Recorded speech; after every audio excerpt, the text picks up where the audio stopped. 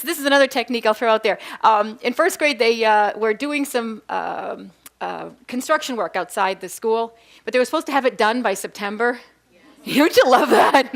Of course, it wasn't done. So of course, now, so we got bulldozers and we got construction vehicles, and they're all out front. And so the first graders are all like this, the whole time.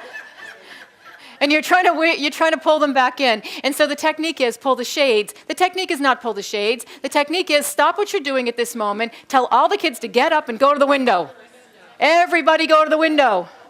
And then I give them 5 things out there to look for. Okay, as soon as let's all find those 5 things that we're going to look for. So they have to focus and look, oh, I see that, I see this. And now let's come back and we talk about that for a little bit. Then we can close the shades. But you can't suppress that when you're 6. And you're right. I heard you say that the first snow.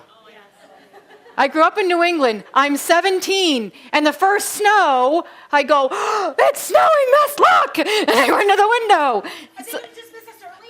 Oh, yeah, we're going to get out early. It's like 2 snowflakes. Yes, I'm pretty sure we're going to be stranded. All right?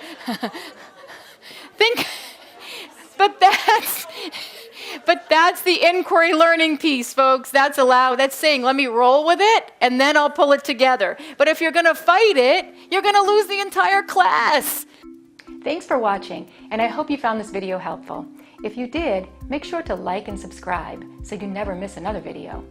I speak and consult on school behavior, and I love to help districts solve some of these problems. See you next time.